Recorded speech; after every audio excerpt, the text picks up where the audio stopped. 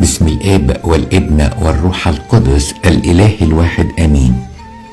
هنكمل سلسلة أسئلة رب المجد يسوع، وهنسأل سؤال قاله في إنجيل متى الإصحاح 12. المسيح بيقول كده: كيف تقدرون أن تتكلموا بالصالحات وأنتم أشرار؟ المسيح هنا بيشاور على خطية اسمها خطية الرياء، وأحد أنواع أو أشكال الرياء إن الإنسان يقول حاجة غير اللي في قلبه. وكل ما افتكر القصة دي أو الآية دي افتكر على طول قصة يهوذا اللي راح واستخدم القبلة وهو يضمر في قلبه الخيانة وإن يبيع معلمه ب30 من الفضة.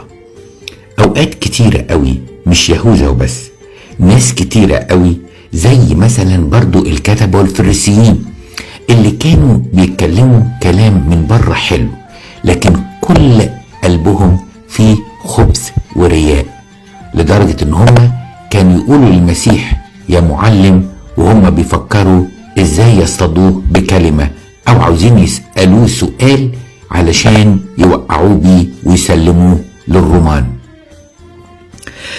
حاجة كمان هتكلم فيها صورة من الصور على العصر الحديث. أنا ما أقصدش طبعا الأكثرية، لكن أقصد الأقلية اللي محتاجة تراجع نفسها. هتكلم على خادم ممكن يكون خادم منافق. يعني إيه خادم منافق؟ يتكلم عن الاتضاع وهو من جواه عنده كبرياء شديدة قوي، ويرفض إن حد يلفت نظره لأي حاجة أو يوجه له نصيحة. علشان كده في فرق بين خادم بيقول اللي عايشه وبين خادم يقول كلام كبير قوي ملوش علاقة بيه. او ممكن الخادم ده يتكلم عن المحبة وتتصوروا هو مع اهل بيته ممكن يكون مخاصم باباه ومامته او حتى زوجته او واخد موقف عدائي من حد في العيلة. الناس الحقيقة لما بتكتشف الحقائق دي تستغرب قوي وتقول ازاي في كده.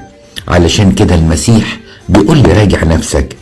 كيف تتكلم بالصالحات وأنت في قلبك شر؟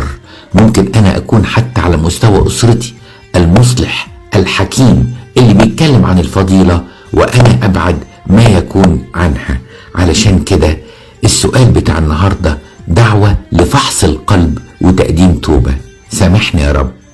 صباح الخير.